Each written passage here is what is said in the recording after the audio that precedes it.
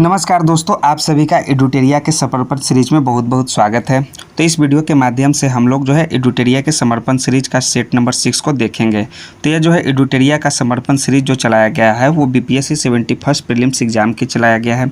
तो यह वीडियो आपका टेस्ट सीरीज नंबर 6 का है। इससे पहले 1 से लेकर 5 तक टेस्ट सीरीज हम लोग अलग अलग वीडियो में कवर कर चुके हैं। तो आप हमारा चैनल स्टडी लूप को विजिट कीजिए यूट्यूब पे, वहाँ एक प्लेलिस्ट बना हुआ है 71st प्रीलिम्स टेस्ट सीरीज करके। वहाँ पे आपको सारे टेस्ट सीरीज को प्राप्त हो जाएंगे और साथ साथ एडुटेरिया के साथ साथ आपको खान सर के भी टेस्ट सीरीज वहाँ मिल जाएंगे, जो बीपीएससी 71st प्रीलिम्स एग्जाम के लिए काफ़ी इंपॉर्टेंट है। तो टोटल मार्क्स इसमें 150 है, यानी कि पूरे 150 प्रश्नों का यह आपका सेट है। इस सेट हिंदी और इंग्लिश दोनों मीडियम में होगा, लेकिन हम लोग इस वीडियो में हिंदी मीडियम के सेट को कवर करेंगे। जो भी दोस्त इंग्लिश मीडियम वाले होंगे, जो स्टूडेंट इंग्लिश मीडियम में इस 71st प्रीलिम्स एग्जाम को देने वाले हैं, उनके लिए यह जो सेट है वो टेलीग्राम पर मिल जाएगा और टेलीग्राम का लिंक वीडियो के डिस्क्रिप्शन में दिया होगा। तो घबराने की कोई ज़रूरत नहीं है, आप टेलीग्राम के माध्यम से आप वीडियो को प्राप्त कर सकते हैं और साथ में आंसर की भी आपको मिल जाएगा। उसमें आप आंसर से भी मिलान कर लीजिएगा कितने सही हैं और कितने गलत हैं। और जिन दोस्तों को भी लगता है कि आंसर हमने अगर गलत बताया है तो वो कृपया जाकर टेलीग्राम को देखेंगे और उसमें से जो आंसर की होगा उससे आप मिलान करेंगे सही या गलत है। ठीक है, तो चलिए टेस्ट सीरीज नंबर 6 को स्टार्ट करते हैं, क्योंकि सभी जानते हैं टेस्ट सीरीज का अपना एग्जाम पॉइंट ऑफ व्यू से काफ़ी इंपॉर्टेंट होता है किसी भी एग्जाम में। तो पहला आपका प्रश्न है, निम्नलिखित में किसे संसदीय प्रणाली की विशेषता नहीं माना जा सकता है? तो संसदीय प्रणाली की विशेषता इन 4 में से कौन से नहीं माना जा सकता है? पहला ऑप्शन है अस्थायी सरकार, दूसरा लचीली सरकार, तीसरा है सामूहिक उत्तरदायित्व और चौथा आपका ऑप्शन है विपक्ष की महत्वपूर्ण भूमिका। तो जो इसमें अस्थायी सरकार है वो संसदीय प्रणाली की विशेषता को नहीं माना जा सकता है। इस कारण से आपका option number A correct answer हो जाएगा। और बता देते हैं आपको अस्थायी सरकार क्यों विशेषता में नहीं माना जा सकता है। क्योंकि अस्थायी सरकार उनकी विशेषताओं में शामिल नहीं किया जाता है, क्योंकि सरकार अर्थात कार्यपालिका विधायिका के प्रति उत्तरदायी होता है और विधायिका का विश्वास खो देने पर सरकार को इस्तीफा दे देना होता है और नई सरकार के गठन का मार्ग प्रशस्त होता है। इस कारण से अस्थायी सरकार संसदीय प्रणाली का विशेषता नहीं है। इस रूप में लचीलापन भी होता है। तो इस कारण अस्थायी सरकार आपका option number A right answer हो जाएगा। यह था इसका रीजन। दूसरा नंबर का प्रश्न है, कथन ए और कारण आर यानी असर्शन और रीजन पर विचार कीजिए और कौन सा कोट सही है वो आपको बताना है। तो कथन यानी असर्शन दिया हुआ है कि अध्यक्षीय शासन प्रणाली में सत्ता विकेंद्रीकृत हो जाती है। तो यह आपका कथन गलत है दोस्तों। और कारण है कि अध्यक्षीय शासन प्रणाली में राष्ट्रपति कार्यपालिका का प्रमुख होता है। तो कारण तो सही है, लेकिन आपका कथन गलत है। इस कारण से आपका option number D right answer हो जाएगा। अध्यक्षीय शासन प्रणाली में राष्ट्रपति कार्यपालिका का प्रमुख होता है और विधायिका से स्वतंत्र होता है और राष्ट्रपति के पास व्यापक अधिकार होते हैं और सत्ता का विकेंद्रीकरण हो जाता है। इस प्रकार से आपका कथन ए गलत हो जाएगा और कारण आर सही हो जाएगा। ठीक है, तीसरा नंबर का प्रश्न देखिए कि राज्यसभा का सदस्य बनने के लिए कहाँ गया तीसरा नंबर का प्रश्न कि राज्यसभा का सदस्य बनने के लिए न्यूनतम आयु क्या निर्धारित की गई है? तो न्यूनतम आयु वो 30 वर्ष निर्धारित की गई है। ठीक है, 30 वर्ष। तो ऑप्शन नंबर आपका सी करेक्ट आंसर हो जाएगा। और भारत में द्विसदनात्मक विधायिका का प्रावधान किया गया है, ये भी आप जान लीजिए। और अनुच्छेद 80 में उच्च सदन के रूप में राज्यसभा की स्थापना का भी प्रावधान है।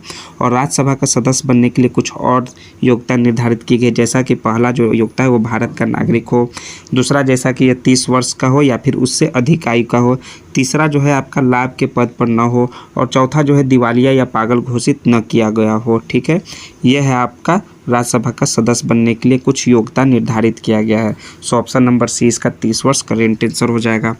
चौथा नंबर का प्रश्न देखिए कि राज्यसभा कैसे भंग होती है। ठीक है, राज्यसभा कैसे भंग किया जाता है, आपका 4 ऑप्शन दिया हुआ है।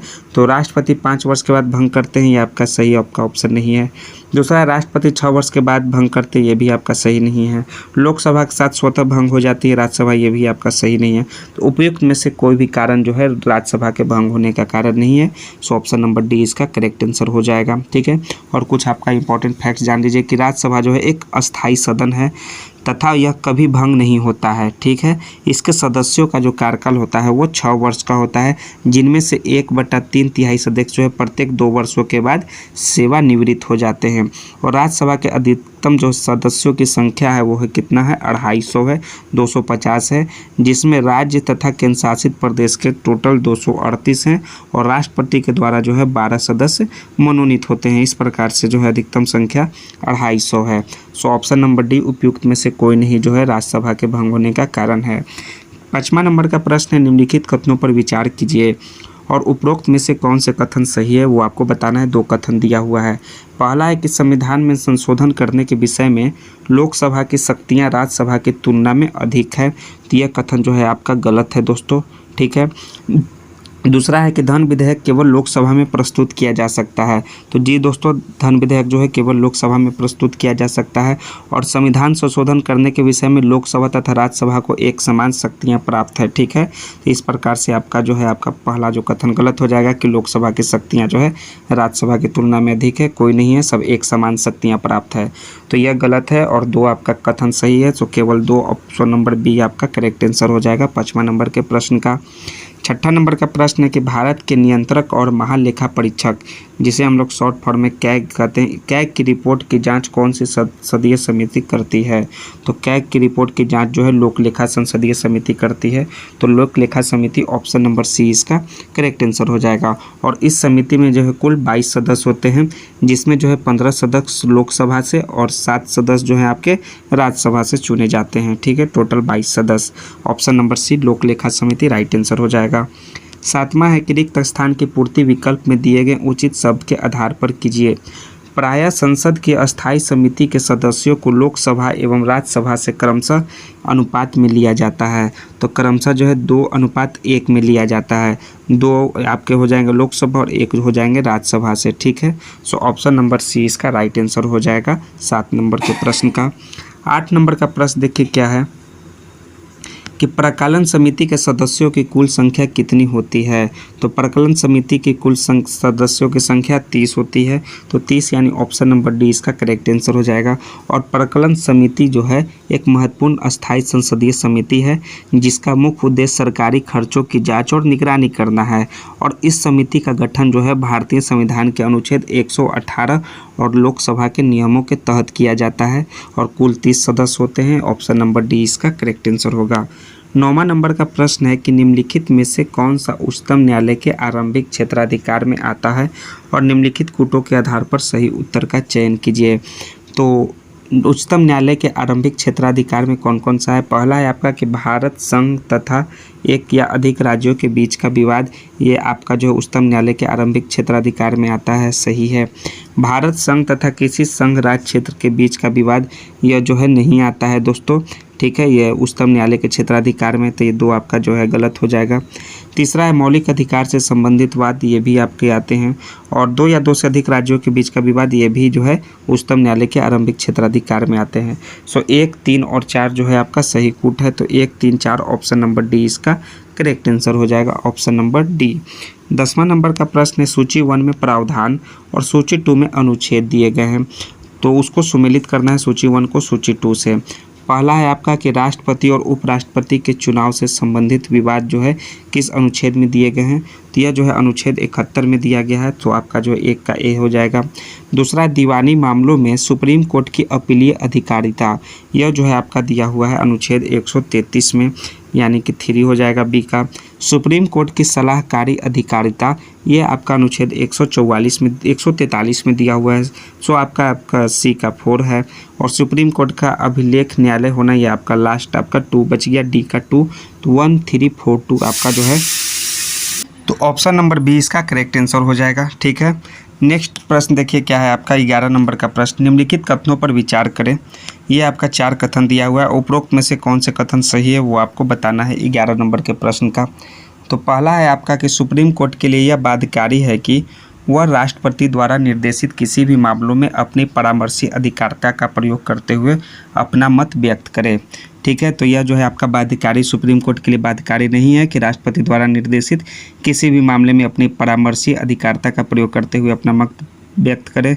और 1990 में राम मंदिर के मामले में विवादित स्थल पर मंदिर था या नहीं पर मत देने से सुप्रीम कोर्ट ने इनकार कर दिया था, ठीक है। इस प्रकार से आपका जो ये पहला स्टेटमेंट गलत हो जाएगा।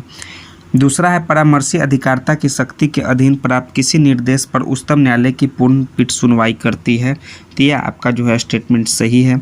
तीसरा नंबर का स्टेटमेंट है कि परामर्शी अधिकारिता के अधीन प्राप्त निर्देश पर व्यक्त किया हुआ उच्चतम न्यायालय का मत सरकार पर बाध्यकारी नहीं होता है, तो यह भी आपका स्टेटमेंट ट्रू है। और लास्ट देखिए चौथा स्टेटमेंट क्या है कि उच्चतम न्यायालय को उसकी परामर्शी अधिकारिता की शक्ति के अधीन एक बार में केवल एक ही निर्देश भेजा जा सकता है। तो यह जो है दोस्तों यह गलत है, एक बार में एक या उससे अधिक निर्देश भी भेजा जा सकता है। इस प्रकार से आपका कथन 4 भी गलत है और 1 भी गलत है। तो आपका जो सही कथन है 2 है और 3 है। सो ऑप्शन नंबर सी इसका 11 का करेक्ट आंसर हो जाएगा। नेक्स्ट है देखिए, ये सभी इंग्लिश मीडियम वाले प्रश्न हैं तो टेलीग्राम पे मिल जाएगा। वीडियो का डिस्क्रिप्शन जो है उसमें टेलीग्राम का लिंक दिया हुआ है, तो घबराने की कोई ज़रूरत नहीं है। सारे जो है इंग्लिश मीडियम वाले स्टूडेंट आप प्राप्त कर सकते हैं टेलीग्राम के माध्यम से इंग्लिश मीडियम के सेट को।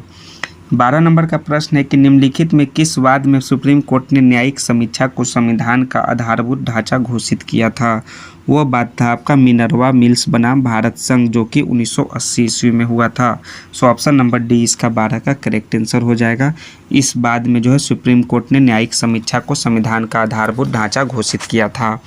नेक्स्ट है 13 नंबर का प्रश्न कि संसद द्वारा वर्ष 2014 में NJAC अधिनियम पारित किया गया था, जिसमें जे का पूर्ण विस्तार क्या है? तो जे मतलब होता है जुडिशियल इसका है नेशनल जुडिशियल अपॉइंटमेंट कमेटी। ठीक है, यह NJAC का पूर्ण विस्तार है। तो जुडिशियल आपका हो जाएगा जे, ऑप्शन नंबर बी 13 नंबर का करेक्ट आंसर हो जाएगा। 14 नंबर का प्रश्न देखिए क्या है, कथन और रीजन से फिर संबंधित प्रश्न और कौन सा कूट जो है सही है वो बताना है। कथन है एसर्शन में उसका इंग्लिश हुआ ए कि उच्चतम न्यायालय के निर्णय और आदेश राज्य के सभी प्राधिकरणों, नागरिकों और सरकारी संस्थानों के लिए बाध्यकारी होते हैं। तो ये आपका कथन सही है दोस्तों। रीजन दिया हुआ है कि उच्च न्यायालय एक अभिलेख न्यायालय है। ठीक है, तो ये कारण भी आपका सही है और कारण जो है आपका एसर्शन यानी कथन का सही व्याख्या भी कर रहा है। तो कूट जो है आपका ए इसका राइट आंसर हो जाएगा 14 नंबर के प्रश्न का। 15 है कि रिक्त स्थान की पूर्ति कीजिए। पर्यावरण संरक्षण और उससे संबंधित विवादों के निपटारे के लिए राष्ट्रीय हरित अधिकरण अधिनियम वर्ष में पारित किया गया था। तो वर्ष 2000 ईस्वी में जो है पारित किया गया था। ऑप्शन नंबर ए इसका करेक्ट आंसर हो जाएगा 15 नंबर के प्रश्न का। 16 नंबर का प्रश्न देखिए कि भारतीय संविधान के अनुच्छेद 157 तथा अनुच्छेद 158 के तहत राज्यपाल के पद पर नियुक्त होने के लिए कौन सी योग्यता निर्धारित नहीं की गई है? तो पहला है कि विधानसभा का सदस्य बनने की योग्यता रखता हो, ये आपका योग्यता निर्धारित है। उस राज्य से संबंधित हो जिस राज्य में उसे नियुक्त किया जाना हो, तो ये ऐसा योग्यता निर्धारित नहीं किया गया है दोस्तों। वह उस राज्य से संबंधित ना हो जहां उसे नियुक्त किया जाना हो, ये उनका योग्यता है। तो ये गलत आपका हो जाएगा। वह किसी लाभ के पद पर ना हो, ये भी सही है, और उसकी आयु कम से कम 35 वर्ष हो, ये भी सही है। जो निर्धारित नहीं की गई है वो है आपका ऑप्शन बी कि उस राज्य से संबंधित हो और जिस राज्य में उसे नियुक्त किया जाना हो। तो ये योग्यता निर्धारित नहीं है दोस्तों, ये गलत है।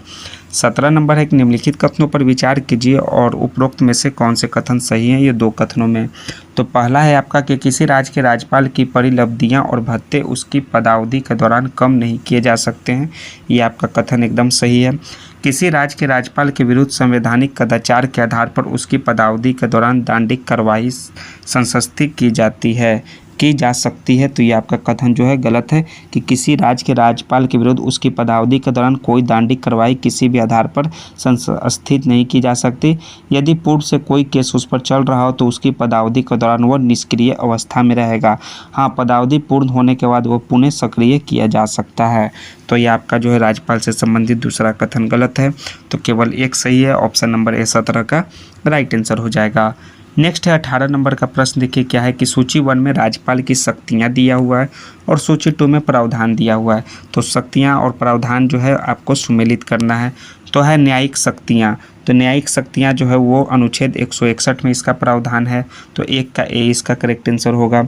दूसरा है आपका कि अध्यादेश जारी करने की शक्ति, तो यह अनुच्छेद 213 में दिया हुआ है, यानी कि बी का 4 हो जाएगा। तीसरा है आपका कि विधेयकों की स्वीकृति देने की शक्ति, तो यह अनुच्छेद 200 में है, यानी कि सी का 3। और लास्ट बचा विधानसभा का सत्र बुलाने, स्थगित करने और भंग करने की शक्ति, आपका जो है अनुच्छेद 174 में, यानी कि 2 हो जाएगा डी का। तो 1432 आपका जो है सही कूट है 18 नंबर का, ऑप्शन नंबर सी। नेक्स्ट है 19 नंबर का प्रश्न कि रिक्त स्थान का पूर्ति कीजिए। अनुच्छेद किसके तहत जो है राज्यपाल अपने विवेकाधिकार के कुछ सीमित मामलों में कार्य कर सकता है। तो अनुच्छेद 163 के तहत राज्यपाल अपने विवेकाधिकार के कुछ सीमित मामलों में कार्य कर सकता है। तो यहाँ 163 आपका विकल्प जो है आपका सही होगा रिक्त स्थान में, option number B right answer हो जाएगा।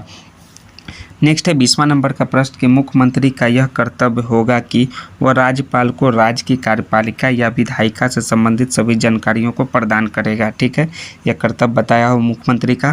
तो यह कौन से अनुच्छेद में प्रावधान दिया हुआ है? तो यह जो है अनुच्छेद 167 में, क्या है, अनुच्छेद 167 में यह प्रावधान है मुख्यमंत्री के कर्तव्य से related. So option number C इसका 20 नंबर के प्रश्न का करेक्ट आंसर हो जाएगा। 21 नंबर का प्रश्न देखिए कि रिक्त स्थान का पूर्ति करना है। भारतीय संविधान के अनुच्छेद 164 के अनुसार मुख्यमंत्री के राज्यपाल द्वारा किया जाता है। तो मुख्यमंत्री का नियुक्ति जो है वो राज्यपाल के द्वारा किया जाता है। सो ऑप्शन नंबर इसका ए करेक्ट आंसर हो जाएगा। 22 नंबर का प्रश्न देखिए कि निम्नलिखित कथनों पर विचार कीजिए और उपरोक्त में से कौन से कथन सही हैं। तो पहला कथन है कि भारत में किसी राज्य की विधान परिषद आकार में उस राज्य की विधानसभा के आधे से अधिक बड़ी हो सकती है। तो ये ऐसा जो है कुछ नहीं है, आपका ये गलत स्टेटमेंट है। किसी राज्य का राज्यपाल उस राज्य की विधान परिषद के सभापति को नाम निर्देशित करता है। तो ये भी आपका जो है ये गलत कथन है। तो दोनों ना ही एक सही है ना ही दो सही है। सो ऑप्शन नंबर डी इसका करेक्ट आंसर हो जाएगा। ठीक है, दोनों कथन गलत है। संविधान के अनुच्छेद जो है 171, ठीक है, कितना, अनुच्छेद 171 के अनुसार विधान परिषद के सदस्यों की संख्या विधानसभा के सदस्यों की संख्या के 1/3 से अधिक नहीं हो सकती है। हालांकि विधान परिषद की न्यूनतम सदस्य संख्या जो है 40 होनी चाहिए। ठीक है, और दूसरा है इसका जो है कथन गलत होने का क्या कारण कि किसी राज्य का राज्यपाल या उस राज्य की विधान परिषद के सभापति का नाम निर्देशित नहीं करता है, बल्कि सभापति और उपसभापति विधान परिषद के सदस्यों द्वारा और सदस्यों में से ही निर्वाचित किए जाते हैं। इस कारण आपका दूसरा आपका जो कथन दिया है वो भी गलत हो गया। नेक्स्ट है 23 नंबर का प्रश्न कि किस राज्य के विधान परिषद में से कितने सदस्य जो है स्थानीय निकायों से निर्वाचित किए जाते हैं। तो वो जो है स्थानीय निकाय द्वारा 1/3 जो है सदस्य वो निर्वाचित किए जाते हैं, और विधानसभा के सदस्यों द्वारा जो निर्वाचित हैं वो भी 1/3 हैं। राज्यपाल द्वारा जो नामित हैं वो है 1/6 हैं, और शिक्षण निर्वाचन क्षेत्रों से निर्वाचित वो 1/12 हैं, और स्नातक निर्वाचन क्षेत्रों से निर्वाचित जो हैं वो 1/12 हैं। किसी राज्य के विधान परिषद में जो है स्थानीय निकाय से निर्वाचित जो हैं आपका 1/3 राइट आंसर हो जाएगा, ऑप्शन नंबर बी। ठीक है, नेक्स्ट है आपका 23 के बाद 24 नंबर का प्रश्न। 24 है कि सूची 1 में प्रावधान और सूची 2 में अनुच्छेद दिया हुआ है। तो प्रावधान को अनुच्छेद से आपका जो है वो मिलाना है। तो विधानसभा का कार्यकाल, तो विधानसभा का जो कार्यकाल है वो है आपका अनुच्छेद 172 से संबंधित है। तो ए का 3 हो जाएगा। विधानसभा का विघटन, तो विधानसभा का जो विघटन हो जाएगा वो हो जाएगा अनुच्छेद जो है 174। ठीक है, तो आपका जो है बी का 4 हो जाएगा। ठीक, और नेक्स्ट है विधानसभा का संरचना, वो आपका अनुच्छेद 170 यानी कि सी का 2, और लास्ट बचा विधान परिषद का गठन, वो अनुच्छेद 162 यानी 1। 3, 4, 2, 1 आपका ऑप्शन नंबर सी में देखिए कोट में दिया हुआ है। सो 24 का सी इसका राइट आंसर हो जाएगा। नेक्स्ट है 25 नंबर यानी 25 नंबर प्रश्न कि वर्तमान संवैधानिक प्रावधानों के अनुसार किसी राज्य की विधानसभा की अधिकतम सदस्यों की संख्या कितनी हो सकती है। तो अधिकतम जो है वो कितनी हो सकती है, 500। संविधान का अनुच्छेद 170 किसी राज्य की विधानसभा की संरचना से संबंधित प्रावधान करती है, और विधानसभा में सीटों की संख्या सीधे जनता द्वारा चुने गए प्रतिनिधियों पर आधारित होती है। संवैधानिक व्यवस्था के अनुसार किसी राज्य में विधानसभा जो है सदस्यों की अधिकतम संख्या 500 और न्यूनतम संख्या जो है वो 60 हो सकती है। हालांकि कुछ छोटे राज्यों में अपवाद स्वरूप या न्यूनतम संख्या जो है वो 60 से भी कम है। ठीक है, कितना कम है, इस कारण से आपका जो है 500 ऑप्शन नंबर बी अधिकतम संख्या राइट आंसर होगा 25 का। 26 नंबर है कथन और रीजन से फिर संबंधित प्रश्न। कथन है आपका कि किसी राज्य में विधान परिषद का गठन विधानसभा द्वारा पारित प्रस्ताव के आधार पर संसद द्वारा की जाती है। तो ये आपका जो है कथन यानी असर्शन तो सही दिया हुआ है। कारण दिया है कि इस प्रक्रिया में अनुच्छेद 368 का प्रयोग किया जाता है। तो कारण जो है यह गलत है, इस प्रक्रिया में जो है अनुच्छेद 368 का प्रयोग नहीं किया जाता है। सो आपका रीजन गलत हो जाएगा। सो ऑप्शन नंबर सी इसका राइट आंसर है। 27 है कि भारत में सामुदायिक विकास का कार्यक्रम की शुरुआत किस वर्ष में हुआ था। तो यह हुआ था 1952 ईस्वी में। सो ऑप्शन नंबर बी इसका करेक्ट आंसर हो जाएगा 27 नंबर के प्रश्न का। 28 है कि निम्नलिखित में से किस समिति को पंचायती राज व्यवस्था का शिल्पकार के रूप में भी जाना जाता है? तो वो है आपका बलवंत राय मेहता समिति। इस समिति को पंचायती राज व्यवस्था का जो है शिल्पकार के रूप में जाना जाता है। So option number A 28 number का करेक्ट आंसर हो जाएगा। ठीक, इनको जो है शिल्पकार के रूप में क्यों जाना जाता है ये भी आप जान लीजिए।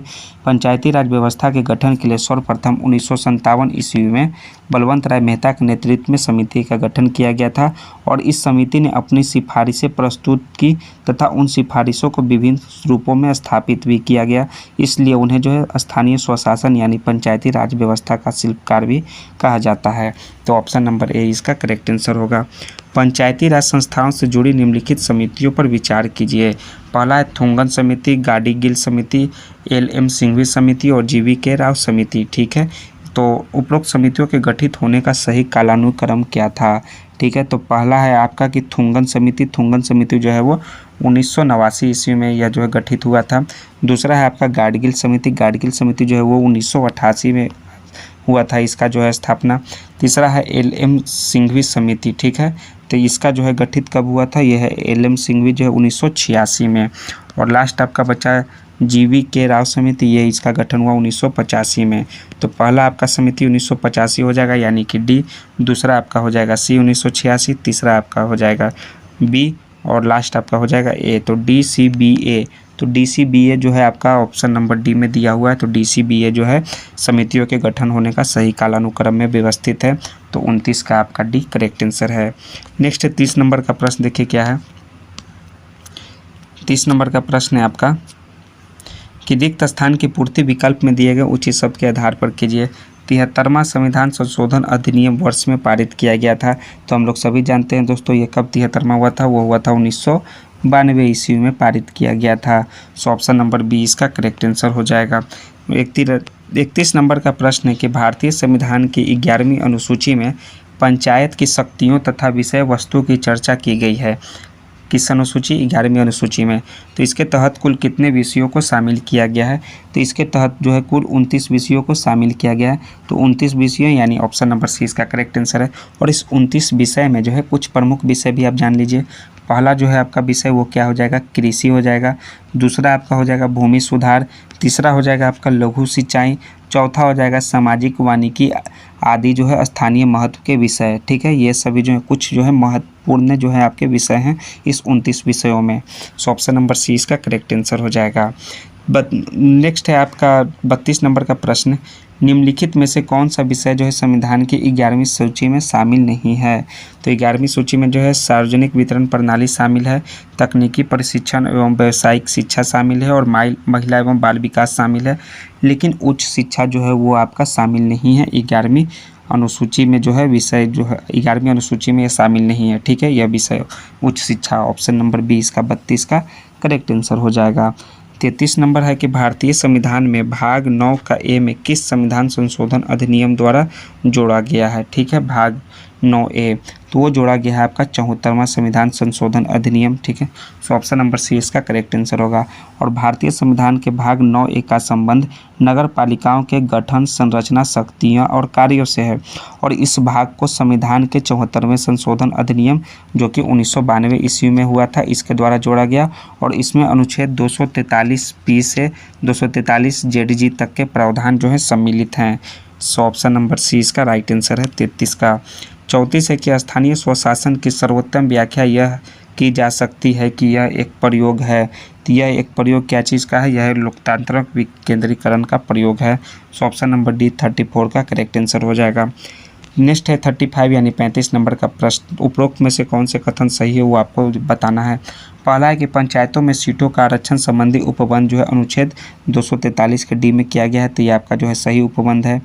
नेक्स्ट है आपका कि भारत राज्य चुनाव आयोग के गठन संबंधी उपबंध जो है अनुच्छेद 243 के बी में है। ठीक है दोस्तों, तो अनुच्छेद 243 के बी में यह प्रावधान किया गया है कि ग्राम पंचायत, मध्यवर्ती पंचायत और जिला पंचायत के सदस्यों का सीधे लोगों द्वारा चुना जाएगा, जबकि मध्यवर्ती और जिला स्तर पर पंचायत के अध्यक्ष को उसके निर्वाचित सदस्यों में से अप्रत्यक्ष रूप से चुना जाएगा। ठीक है, तो ये आपका जो है गलत हो जाएगा और राज्य चुनाव आयोग के गठन संबंधी उपबंध जो है आपका 243 के में है, ये याद रखिए।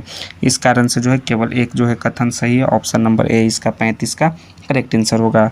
36 है आपका कि वर्तमान में भारत में कुल कितने संघ जो है शासित प्रदेश हैं, वो है आपके कुल 8 जो है संघ शासित क्षेत्र हैं। सो ऑप्शन नंबर बी इसका करेक्ट आंसर हो जाएगा 36 नंबर के प्रश्न का। और 8 में जान लीजिए कौन कौन सा नाम है। पहला अंडमान निकोबार द्वीप समूह, दूसरा आपका चंडीगढ़, तीसरा दादर नागर एवं हवेली और दमन दीव, चौथा है आपका लक्षद्वीप, पाँचवा है आपका दिल्ली, ठीक है, छठा आपका पुदुचेरी, सातवां जम्मू कश्मीर और आठवां आपका हो जाएगा लद्दाख। ये 8 जो हैं संघ शासित क्षेत्र हैं। सो 36 का भी इसका करेक्ट आंसर है। नेक्स्ट है 37 नंबर, प्रावधान सूची 1 में और सूची 2 में अनुच्छेद दिया हुआ है, उसको सुमेलित करना है। तो पहला है कि चुनावी मामलों में अदालतों के हस्तक्षेप पर रोक, यह जो है प्रावधान आपका अनुच्छेद 329 में दिया हुआ है। सो आपका ए का 4 हो जाएगा। नेक्स्ट है आपका कि वयस्क मताधिकार का प्रावधान, यह जो है अनुच्छेद 326 में है, यानी कि बी का 3। चुनाव कार्य का संचालन चुनाव आयोग द्वारा, यह जो है अनुच्छेद 324 में ऐसा जो है उल्लेखित है। सो आपका हो जाएगा सी का 1। और किसी भी व्यक्ति को धर्म, जाति, लिंग, नस्ल के आधार पर मतदाता सूची में नामांकन से नहीं रोका जा सकता है, यह प्रावधान अनुच्छेद 325 में है, यानी कि डी का 2। तो 3, 4, 3, 1, 2 आप देखिए कौन सा आपका कूट में दिया हुआ है। 4, 3, 1, 2 जो है आपका कूट नंबर बी में दिया हुआ है। सो 37 नंबर का बी इसका करेक्ट आंसर होगा। 38 नंबर का प्रश्न देखिए कि भारत के निर्वाचन आयोग की शक्तियों के संबंध में निम्नलिखित तत्वों पर विचार कीजिए और कौन सी शक्तियां निर्वाचन आयोग को प्राप्त है, यह चारों शक्तियां में से। तो पहला है आपका कि प्रशासनिक इकाइयां, यह शक्ति प्राप्त है, प्रशासनिक जो शक्तियां हैं। दूसरा न्यायिक शक्तियां, यह जो है आपका भारत के निर्वाचन आयोग की शक्तियों के संबंध में सही नहीं है। अर्ध न्यायिक शक्तियाँ ये भी प्राप्त है और सलाहकारी शक्तियाँ ये भी प्राप्त है, लेकिन न्यायिक शक्तियाँ जो है वो प्राप्त नहीं है दोस्तों। न्यायिक शक्तियाँ जो है न्यायालयों को प्रदत्त की जाती है, तो न्यायालय को की जाती है, ना कि निर्वाचन आयोग को। सो 1, 3, 4 सही है, तो ऑप्शन नंबर सी इसका करेक्ट आंसर होगा 38 का। 39 है कि निम्नलिखित में से किस समिति की सिफारिश के आधार पर भारत में जो चुनाव में इलेक्ट्रॉनिक वोटिंग मशीन यानी ईवीएम का प्रयोग प्रारंभ किया गया था। किस समिति की सिफारिश पर? वो समिति था दिनेश गोस्वामी समिति। चुनाव सुधारों को लेकर 1990 ईस्वी में दिनेश गोस्वामी समिति का गठन किया गया था और उस समिति ने निष्पक्ष एवं स्वतंत्र चुनाव संचालन के लिए कई सिफारिशें प्रस्तुत की। इसी में से एक महत्वपूर्ण संस्तुति जो है ईवीएम के प्रयोग को चुनाव में लागू करने एवं उसे बढ़ावा देने के संबंध में था। उक्त सुझाव को सरकार द्वारा मान लिया गया और आगे चलकर चुनावों में ईवीएम का प्रयोग होने लगा। तो दिनेश गोस्वामी समिति ईवीएम के प्रयोग जो है इस समिति के सिफारिश पर हुआ था। ऑप्शन बी इसका करेक्ट आंसर है। 40 है कि अनुसूचित क्षेत्रों और जनजातीय क्षेत्रों का प्रशासन भारतीय संविधान के किस भाग के उपबंधों के अंतर्गत प्रशासित किया जाता है? तो यह किया जाता है भाग 10 के तहत, ठीक है, प्रशासित किया जाता है। सो ऑप्शन नंबर डी इसका करेक्ट आंसर होगा। भारतीय संविधान के भाग 10 के अंतर्गत अनुसूचित और जनजातीय क्षेत्रों के प्रशासन से संबंधित उपबंध किया गया है। इसके अंतर्गत 2 अनुच्छेदों में उपबंध है, ठीक है। इसके अंतर्गत एक अनुच्छेद 244 और दूसरा है अनुच्छेद 44 का ए। तो भाग 10 ऑप्शन नंबर डी इसका 40 का राइट आंसर होगा। 41 नंबर है निम्नलिखित कथनों पर विचार करें और आपका जो है कौन से सही है वो आपको बताना है, ठीक है। तो पहला आपका क्या है कि संविधान के अनुच्छेद 317 के तहत संयुक्त राज्य लोक सेवा आयोग के अध्यक्ष और अन्य सदस्यों की नियुक्ति भारत के राष्ट्रपति के द्वारा की जाती है, ठीक है। तो यह जो है आपका कथन जो है सही है। संविधान के अनुच्छेद 323 के अनुसार संयुक्त लोक सेवा आयोग का यह कर्तव्य होगा कि वो राष्ट्रपति के समक्ष अपना वार्षिक रिपोर्ट प्रस्तुत करे, ठीक है। तो अनुच्छेद 323 के अनुसार जो है संयुक्त लोक सेवा आयोग का यह कर्तव्य होगा कि वह उन राज्यों के राज्यपालों के समक्ष वार्षिक रिपोर्ट प्रस्तुत करे जिनसे मिलकर आयोग का गठन किया गया है। इस प्रकार जो है कथन 2 जो है गलत है और 1 सही है। सो आपका ऑप्शन नंबर ए इसका राइट आंसर होगा 41 का। नेक्स्ट है 42 नंबर का प्रश्न देखिए सेट नंबर 6 का। राज्य लोक सेवा आयोग के सदस्य को हटाया जा सकता है। तो राज्य लोक सेवा आयोग को जो हटाया जा सकता है उच्चतम न्यायालय की जांच के पश्चात और राष्ट्रपति के द्वारा। तो इस प्रकार से आपका 42 नंबर का सी करेक्ट आंसर हो जाएगा। 43 फिर कथन और रीजन से संबंधित आपके कारण से संबंधित प्रश्न है। कथन है कि वित्त आयोग के अध्यक्ष एवं सदस्यों की योग्यताओं का निर्धारण भारत के राष्ट्रपति के द्वारा किया जाता है। यह आपका कथन सरासर गलत है। अध्यक्ष एवं सदस्यों की नियुक्ति भारत के राष्ट्रपति द्वारा होती है। ये आपका जो है रीजन सही है, ठीक है। तो भारतीय संविधान के अनुच्छेद 280 के अंतर्गत वित्त आयोग एक महत्वपूर्ण जो है संवैधानिक संस्था है और इसका मुख्य कार्य केंद्र तथा राज्यों के बीच वित्तीय संसाधनों के बंटवारे के सिद्धांत पर सिफारिशें करना होगा, ठीक है।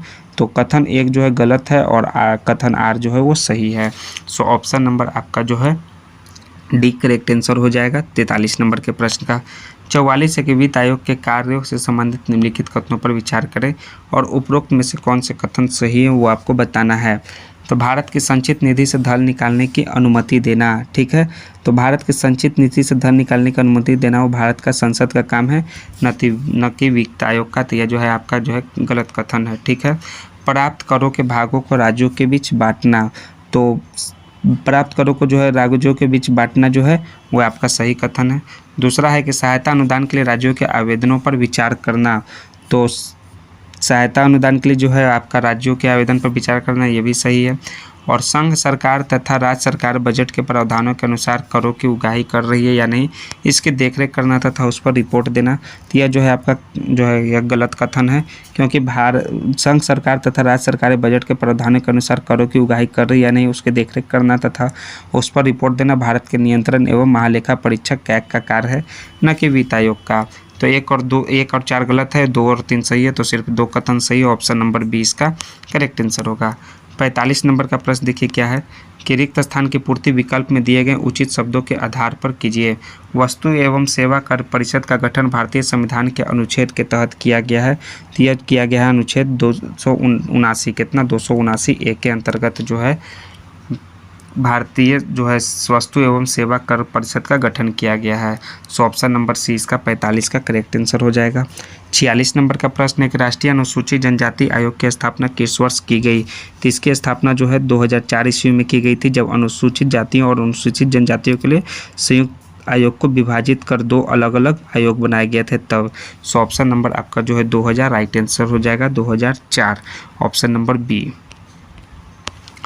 नेक्स्ट है 47 की राष्ट्रीय पिछड़ा वर्ग आयोग का गठन और संवैधानिक दर्जा क्रमशः कब प्रदान किया गया। तो यह जो है आपका 1993 ईस्वी में जो है गठन हुआ राष्ट्रीय पिछड़ा आयोग का, और संवैधानिक दर्जा जो है 2018 ईस्वी में मिला। सो इस प्रकार से ऑप्शन नंबर सी इसका 47 का करेक्ट आंसर होगा। 48 नंबर का प्रश्न देखिए क्या है, भारत के नियंत्रण एवं महालेखा परीक्षक के संघ के लोक लेखा संबंधी प्रतिवेदनों को सर्वप्रथम निम्न में से किसको प्रस्तुत किया जाता है। तो प्रस्तुत किया जाता है भारत के राष्ट्रपति को। सो ऑप्शन नंबर ए 48 का राइट आंसर होगा। 49 है कि निम्नलिखित में किसे संसद को संबोधित करने का अधिकार प्राप्त है। तो संसद को संबोधित करने का जो है भारत के महान न्यायवादी को जो है अधिकार प्राप्त है। सो ऑप्शन नंबर 20 का 49 का राइट आंसर होगा। 50 नंबर है कि राष्ट्रीय महिला आयोग किस प्रकार की संस्था है। तो यह जो है एक संवैधानिक संस्था है, ठीक है। संविधिक यह कि संवैधानिक है, यह संविधिक संस्था है, ठीक है। सो ऑप्शन नंबर डी इसका करेक्ट आंसर हो जाएगा 50 नंबर के प्रश्न का। 51 है कि भारतीय संविधान के किस अनुच्छेद के अंतर्गत कैग का उल्लेख किया गया है। तो कैग का उल्लेख जो है आपका संविधान के अनुच्छेद 148 के तहत अनुल्लेख है। सो ऑप्शन नंबर 20 का करेक्ट आंसर हो जाएगा 51 नंबर के प्रश्न का, और वह भारतीय लेखा परीक्षा और लेखा विभाग का प्रमुख होता है, ठीक है। सो ऑप्शन नंबर आपका जो है बी करेक्ट आंसर होगा। नेक्स्ट है 52 नंबर की कैग की भूमिका के बारे में निम्नलिखित में से कौन सा कथन सत्य है। जो सत्य कथन है कि आपका संघ और राज्य सरकारों के खातों को ऑडिट करना और शुद्ध कर आय को प्रमाणित करना यह कैग की प्रमुख भूमिका है। सो 52 का भी करेक्ट आंसर हो जाएगा। 53 है आपका कि लोकपाल एवं लोकायुक्त अधिनियम 2013 के अनुसार सीबीआई के निदेशक की नियुक्ति कौन करता है। तो इसका जो नियुक्ति एक उच्च स्तरीय समिति करता है। सो ऑप्शन नंबर डी इसका 53 का करेक्ट आंसर होगा। 54 है कि भारत के कैग का कार्यकाल है। तो भारत का जो कैग का कार्यकाल है वह 6 वर्ष या 65 वर्ष की आयु जो भी पहले हो यह आपका कार्यकाल है भारत के कैग का। सो ऑप्शन नंबर ए इसका करेक्ट आंसर होगा 54 नंबर के प्रश्न का। 55 है कि भारत का सर्वोच्च विधि अधिकारी कौन होते हैं।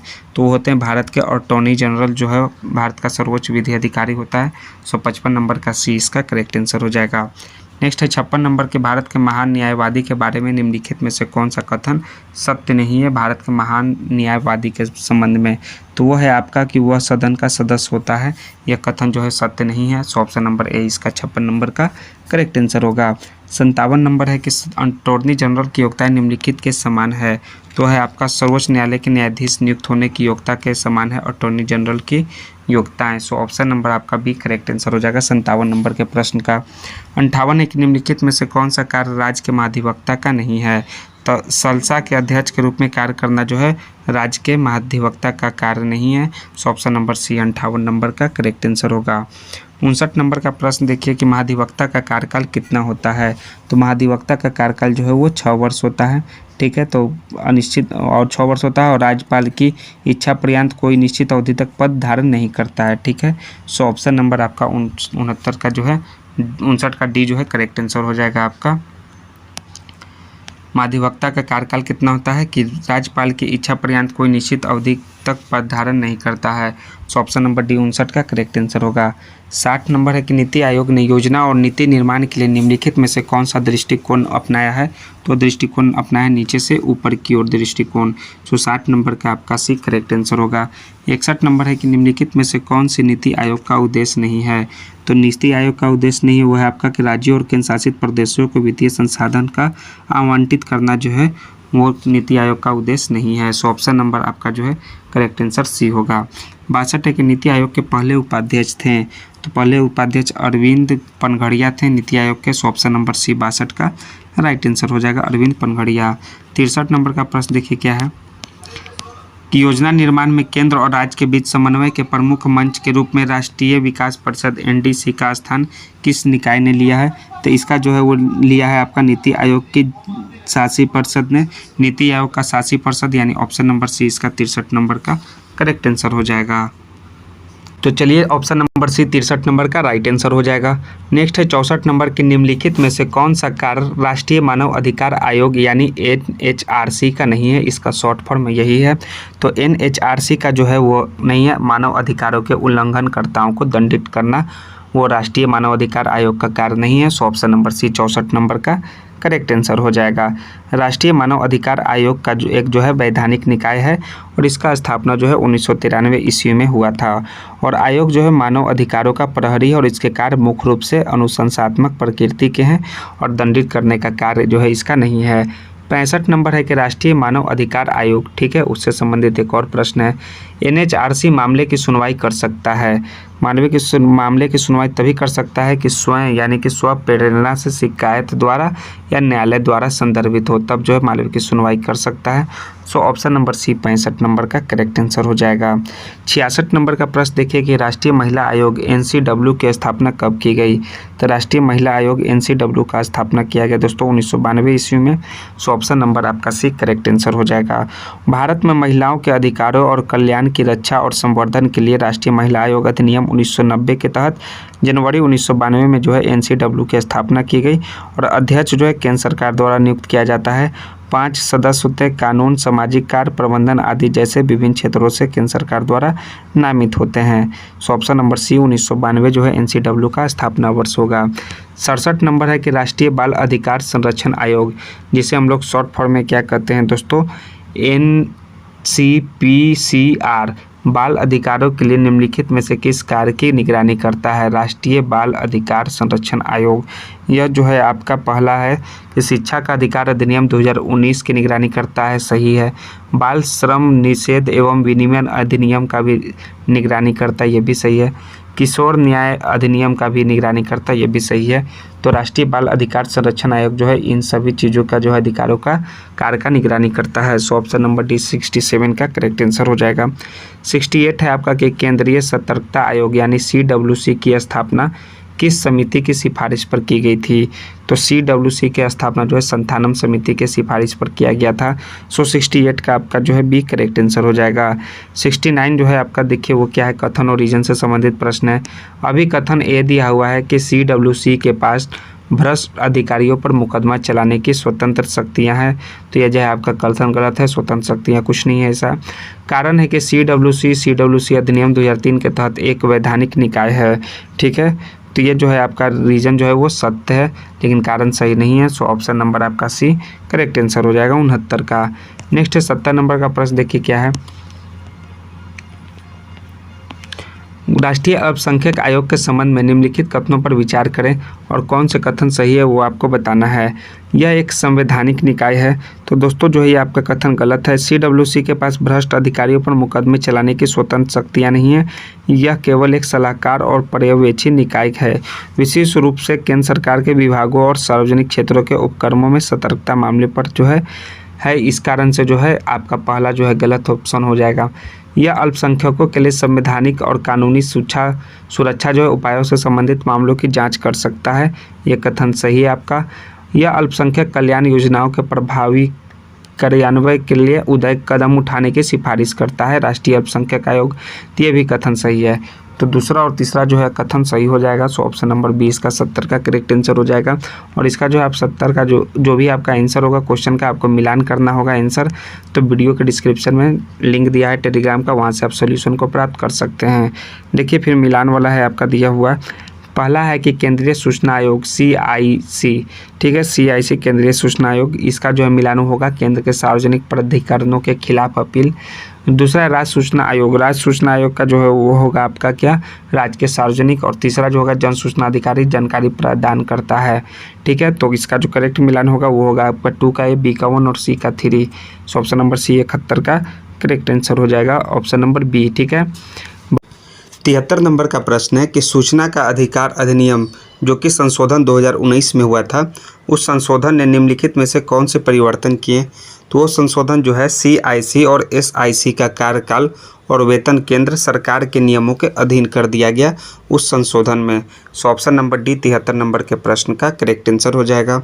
74 नंबर का प्रश्न है कि केंद्रीय अन्वेषण ब्यूरो, जिसे हम लोग शॉर्ट फॉर्म में CBI के नाम से जानते हैं, उसके बारे में निम्नलिखित कथनों पर विचार करें और उपरोक्त में से कौन से कथन सही है वो आपको बताना है। तो पहला है कि इसका गठन संथानम समिति जो है 1962 में हुआ था, उसकी सिफारिश पर इसका गठन किया गया। तो इसका जो है आपका पहला स्टेटमेंट ट्रू है। CBI जो है भ्रष्टाचार, आर्थिक अपराध और विशेष अपराधों से संबंधित मामलों की जाँच करती है। तो ये भी आपका स्टेटमेंट ट्रू है। तो CBI के बारे में दोनों स्टेटमेंट सही हैं। सो आपका C option number correct answer हो जाएगा 74 नंबर के प्रश्न का। 75 नंबर का प्रश्न है कि कौन सी अदालत राज्य की सहमति के बिना CBI को किसी मामले की जांच करने का निर्देश दे सकती है। तो उस अदालत का नाम क्या है दोस्तों, वो अदालत है आपका, पहला आपका सर्वोच्च न्यायालय और दूसरा कौन सा है, वो है आपका उच्च न्यायालय। ये दोनों जो है राज्य की सहमति के बिना CBI को किसी मामले की जाँच करने का निर्देश दे सकती है। सो ऑप्शन नंबर D इसका B और C करेक्ट आंसर हो जाएगा। नेक्स्ट है आपका 75 के बाद 76 नंबर का प्रश्न कि लोकपाल के प्रथम अध्यक्ष कौन थे। तो लोकपाल के प्रथम अध्यक्ष का नाम है न्यायमूर्ति PC घोष। सो ऑप्शन नंबर C इसका करेक्ट आंसर हो जाएगा। न्यायमूर्ति जो PC घोष हैं उन्हें 2019 में पहला जो है लोकपाल का अध्यक्ष नियुक्त किया गया था। सो ऑप्शन नंबर C इसका न्यायमूर्ति PC घोष राइट आंसर हो जाएगा। 77 है कि लोकपाल की संरचना के संबंध में निम्नलिखित में से कौन सा कथन सही नहीं है। तो पहला है आपका कि लोकपाल में एक अध्यक्ष और अधिकतम 8 सदस्य होते हैं। तो ये आपका जो है आपका सही इसका संरचना के बारे में है। दूसरा है कि 50% सदस्य जो SC ST OBC अल्पसंख्यक महिला वर्ग से होंगे। तो ये भी आपका लोकपाल की संरचना के संबंध में सही कथन है। तीसरा है कि अध्यक्ष भारत का सेवानिवृत्त मुख्य न्यायाधीश ही होना चाहिए। यह कथन जो है सही नहीं है। अध्यक्ष भारत के वर्तमान या पूर्व मुख्य न्यायाधीश, सर्वोच्च न्यायालय के न्यायाधीश या कानून, लोक प्रशासन आदि में वेदाग निष्ठा और विशेषज्ञता वाला कोई भी प्रतिष्ठित व्यक्ति हो सकता है, ठीक है। सो आपका जो है यह तीसरा नंबर का जो है यह कथन वो सही नहीं है। सो ऑप्शन नंबर C इसका 77 का राइट आंसर हो जाएगा। 78 है कि निम्नलिखित में से कौन सी विशेषता लोकपाल एवं लोकायुक्त अधिनियम 2013 की नहीं है। 78 नंबर का प्रश्न तो है आपका लोकपाल विदेशी धन प्राप्त करने वाले NGO के खिलाफ शिकायत नहीं ले सकता है। यह जो है विशेषता लोकपाल एवं लोकायुक्त अधिनियम 2013 का नहीं है। सो ऑप्शन नंबर C इसका 78 का करेक्ट आंसर हो जाएगा। अब और जो है सभी कथन जो है सही है कि लोकपाल के पास सिविल कोर्ट की शक्तियां हैं, लोकपाल स्व प्रेरणा से मामलों की जांच कर सकता है, लोकपाल की अपनी जांच शाखा है। यह सभी जो कथन है वो सही है लोकपाल से संबंधित, ठीक है। 78 के बाद देखिए 79 नंबर का प्रश्न क्या है कि निम्नलिखित कथनों को पर विचार करें और कौन से कथन सही हैं। पहला आपका कथन दिया हुआ है कि राष्ट्रीय आपदा प्रबंधन प्राधिकरण एनडीएमए की स्थापना भारत सरकार द्वारा एक कार्यकारी आदेश के तहत की गई थी। तो ये आपका पहला स्टेटमेंट जो है सही है दोस्तों, ठीक है। दूसरा क्या है कि एनडीएमए के अध्यक्ष भारत के राष्ट्रपति होते हैं। तो एनडीएमए के अध्यक्ष जो है वो प्राइम मिनिस्टर होते हैं, क्या पीएम होते हैं, प्रधानमंत्री होते हैं। सो दूसरा आपका कथन गलत है। एनडीएमए के सदस्यों को अध्यक्ष द्वारा नामित किया जाता है। तो यह सही है, एनडीएमए के सदस्यों के अध्यक्ष यानी कि प्रधानमंत्री द्वारा नामित किया जाता है। सो तीसरा कथन सही है। तो आपका 1 और 3 जो है ट्रू स्टेटमेंट है। सो ऑप्शन नंबर ए आपका राइट आंसर हो जाएगा 79 का। 80 नंबर का प्रश्न देखिए कि आपदा प्रबंधन अधिनियम जो कि 2005 में आया था, उसको अधिनियमित करने का मुख्य तत्कालिक कारण क्या था। इसका जो प्रमुख तत्कालीन कारण था कि हिंद महासागर में सुनामी। आपदा प्रबंधन अधिनियम 2005 को अधिनियमित करने का मुख्य तत्कालीन कारण। सो ऑप्शन नंबर सी इसका राइट आंसर हो जाएगा। जानिए कि 2004 में जो है वो हिंद महासागर में आए भीषण सुनामी ने भारत समेत कई अन्य देशों को प्रभावित किया था। इस आपदा के पश्चात ही भारत सरकार ने आपदा प्रबंधन को कानूनी ढांचे में लाने हेतु आपदा प्रबंधन अधिनियम 2005 को लागू किया, ठीक है। 81 नंबर का प्रश्न है कि निम्नलिखित में से कौन सा कार्य राष्ट्रीय आपदा प्रबंधन प्राधिकरण यानी कि एनडीएमए का नहीं है। तो पहला कार्य है उसका आपदा प्रबंधन हेतु राष्ट्रीय योजना को स्वीकृति देना, यह सही कार्य है। राज्य योजना के लिए राज्य सरकारों को ऋण प्रदान करना जो है आपका राष्ट्रीय आपदा प्रबंधन का कार्य नहीं है। So option number B 81 number का करेक्ट आंसर हो जाएगा। एनडीएमए आपदा प्रबंधन से संबंधित नीति निर्धारण, योजना स्वीकृति और समन्वय का कार्य करता है। वह राज्य सरकार को ऋण नहीं देता है। यह वित्त मंत्रालय या अन्य एजेंसी के कार्य क्षेत्र के अंतर आता है। सो ऑप्शन नंबर आपका बी करेक्ट आंसर होगा 81 का। 82 नंबर का प्रश्न देखिए कि एनडीएमए द्वारा अपनाई जाने वाली कौन सी क्रिया जो है न्यूनीकरण यानी कि मिटिगेशन के उद्देश्य को आगे बढ़ाने हेतु होती है। तो वो होता है विधियों में आवश्यक संशोधन की अनुशंसा, ठीक है। न्यूनीकरण का मतलब क्या होता है जान लीजिए कि आपदा के प्रभाव को घटाने हेतु पहले से किए गए उपाय। एनडीएमए द्वारा विधानों से संशोधन की अनुशंसा न्यूनीकरण से संबंधित कार्य है। शेष विकल्प जो प्रतिक्रियात्मक या फिर राहतकारी कार्य हैं। इस प्रकार विधियों में आवश्यक संशोधन की अनुशंसा जो है मिटिगेशन के उद्देश्य को आगे बढ़ाने हेतु होती है। ऑप्शन नंबर बी इसका करेक्ट आंसर होगा। जिला आपदा प्रबंधन प्राधिकरण यानी कि डीडीएमए का अध्यक्ष कौन होता है। तो डीडीएमए के अध्यक्ष होते हैं जिलाधिकारी या फिर उपायुक्त। सो ऑप्शन नंबर आई करेक्ट आंसर आपका क्या हो जाएगा बी, जिला अधिकारी या उपायुक्त ऑप्शन बी में दिया हुआ है। आपदा प्रबंधन अधिनियम 2005 के अनुसार जिला अधिकारी यानी कि डिस्ट्रिक्ट मजिस्ट्रेट या उपायुक्त यानी कि डिप्टी कमिश्नर डीडीएमए का अध्यक्ष होता है और यह प्राधिकरण जिला स्तर पर आपदा प्रबंधन गतिविधियों को संचालित करता है। 84 नंबर का प्रश्न है कि आपदा प्रबंधन में जिला स्तर पर कार्यरत विभिन्न विभागों एवं संगठनों में समन्वय स्थापित करने की जिम्मेदारी किसकी है। तो यह जिम्मेदारी होता है जिला आपदा प्रबंधन प्राधिकरण को। सो ऑप्शन नंबर सी इसका राइट आंसर हो जाएगा, ठीक है। 85 नंबर का प्रश्न है कि स्वतंत्र भारत का पहला विधि आयोग किस वर्ष गठित किया गया था। तो स्वतंत्र भारत में जो पहला विधि आयोग जो है वो 1955 में गठित किया गया था।